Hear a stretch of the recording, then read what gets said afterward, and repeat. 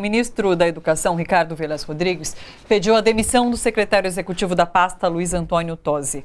A saída veio logo após a exoneração do coronel da Aeronáutica, Ricardo Wagner Roquette, do cargo de diretor de programa da Secretaria Executiva da pasta, a mando do presidente Bolsonaro. As exonerações aconteceram depois que o guru do presidente, o astrólogo e filósofo Olavo de Carvalho, mandou recado pela internet criticando a atuação dos dois, que já teriam forçado a demissão de 7 pessoas, sendo muito simpatizantes de Olavo de Carvalho, e isolavam o ministro.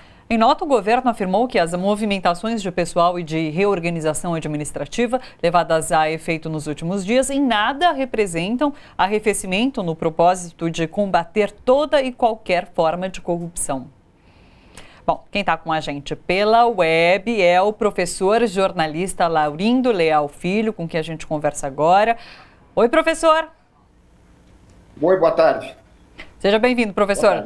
Na sua opinião, essa disputa dentro do Ministério da Educação, exposta dessa forma tão rudimentar aqui nas redes sociais, principalmente pelo Twitter, ela reflete o debate, a profundidade do debate que existe hoje sobre educação? Não, óbvio que não. Aliás, não é só o debate pelo Twitter, pelas redes sociais, é o próprio debate interno no governo. É um governo que assumiu o poder sem programa. Quer dizer, não existiu, durante toda a campanha eleitoral, ele não apresentou um programa concreto de governo, especialmente na área da educação. Nós não sabemos o que esse governo, o candidato pretendia e o que o governo agora planeja o setor. Eu acho que essa disputa de poder que está se dando no interior do Ministério e é revelada pelas redes sociais, ela é o resultado claro, né, dessa falta absoluta de uma linha de trabalho para o setor. O que aconteceu no Ministério, o que está acontecendo no Ministério, é que existem agora três grupos tentando controlar o poder do Ministério. Aliás, e um dos ministérios mais importantes da República. Quer dizer, professor Lalo, Maria Amélia, enquanto eles brigam, a gente fica aqui aguardando que apareça o programa para solucionar os graves problemas da educação brasileira, não é? Você veja o disparate. Você acabou de dizer, nós temos seríssimos problemas na educação brasileira, em todos os níveis, e o ministro se preocupa com o fato das crianças cantarem ou não o hino nacional brasileiro antes das aulas, e o que é pior, que isso fosse gravado e levado para o Ministério ter a comprovação de que eles estavam fazendo isso, com outro agravante, que eles lessem e repetissem o slogan da campanha presidencial do atual presidente. Quer dizer, tanta coisa importante para ser pensada, tanta coisa importante para ser... Tantos projetos e tanta gente competente nesse país, na área da educação, que poderia estar contribuindo para esses projetos do governo, estão longe, estão isoladas do governo, e o governo se preocupa com essas questões. Na verdade, não dá para a gente, diante da fragilidade, da incompetência, não dá nem para a gente tentar propor alguma coisa. Eu acho que é impossível, diante dos quadros que tomaram conta do Ministério, você fazer uma sugestão concreta de um programa, colaborar. Eu acho que é impossível, com esses quadros que foram colocados a partir do ministro, né, e depois aqueles que foram indicados pelo guru do atual governo, que é o Olavo de Carvalho, lá dos Estados Unidos, com esse corpo é muito difícil o diálogo. Não, eu acho que é um diálogo impossível. Infelizmente, nós teremos que pensar em educação num outro momento histórico do Ministério. Nesse não dá. Olha, não dá para negar que a crise no MEC começou no Twitter. a rede social foi usada principalmente pelo Olavo de Carvalho para criticar as desventuras do ministro da Educação, que ousou exonerar seus simpatizantes. Lembrando que o próprio ministro foi uma indicação do Olavo de Carvalho e, claro, sobrou até para a imprensa. Quer ver? Olha, vamos dar uma olhada nessa sequência de tweets. Olha só. Olavo de Carvalho, entre os tantos tweets que ele publica por dia, a gente separou alguns em relação à educação. Então, olha, não quero derrubar ministro nenhum, apenas apresentei pessoas sem a menor pretensão de influenciá-las. Sei que isso é inimaginável para o pessoal da mídia, para quem influenciar é orgasmo. O ministério é do Velés que o enfia naquele lugar. Essa, quando a gente fala de profundidade em relação aos debates que acontecem. Outro, nível. Não vou perguntar ao Velés os motivos do seu comportamento, não sou psiquiatra dele. Então essa briga começou ali no Twitter em relação à composição do Ministério da Educação. Vamos para o próximo.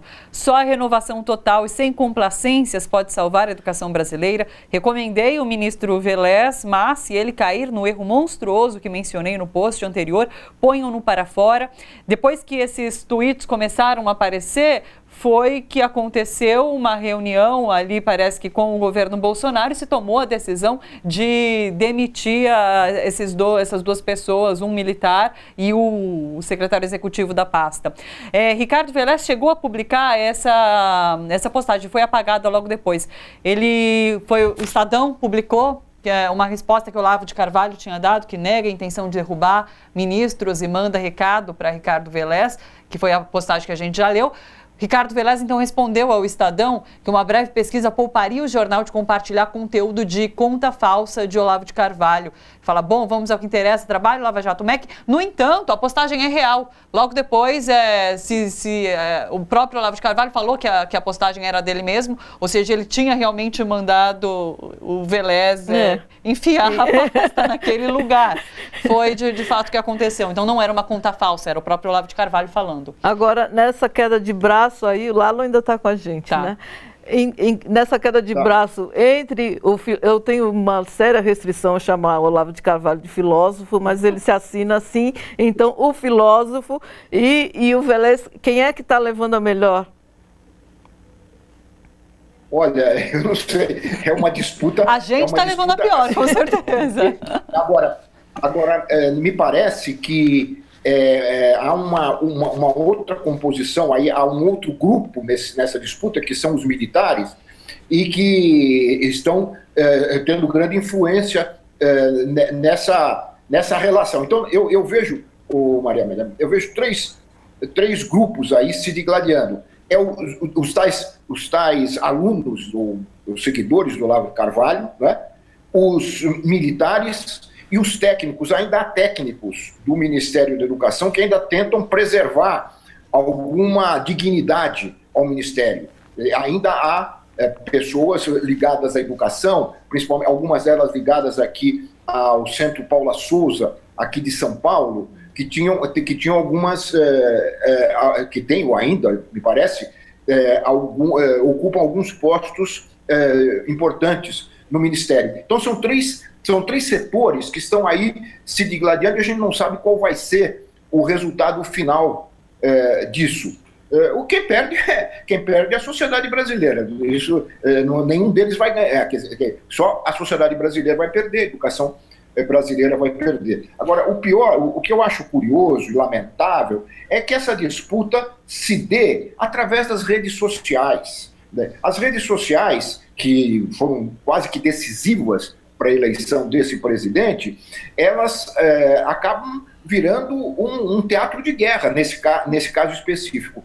Esses grupos que estiveram mais ou menos unidos durante a campanha eleitoral nas redes sociais para eleger o Bolsonaro, hoje começam a ter disputas internas. Hoje já começaram a ter, e o Ministério da Educação talvez seja o mais evidente. E eles vão usar os mesmos mecanismos que usaram durante o processo eleitoral para disputar esses espaços, colocando para fora, né, e deixando bem claro, acho que até isso é até positivo para análise, colocando para fora a incompetência. Na verdade, não há uma luta por projetos, há uma luta por poder. É essa luta por poder que se revela na internet, nas redes sociais, quando eles começam, como vocês acabaram de mostrar, começam a brigar entre eles publicamente através das redes, né?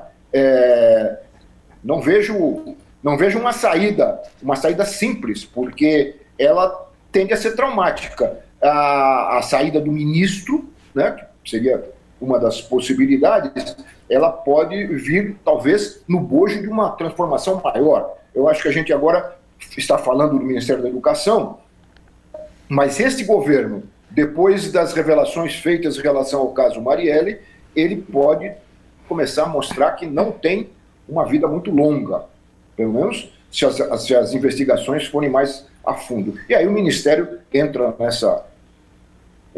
nesse bojo, no bojo dessa dissolução de governo. Professor Lalo, muito obrigada pela sua participação aqui no Bom para Todos. Obrigada, Lalo. Obrigado a vocês, bom trabalho aí. Obrigada.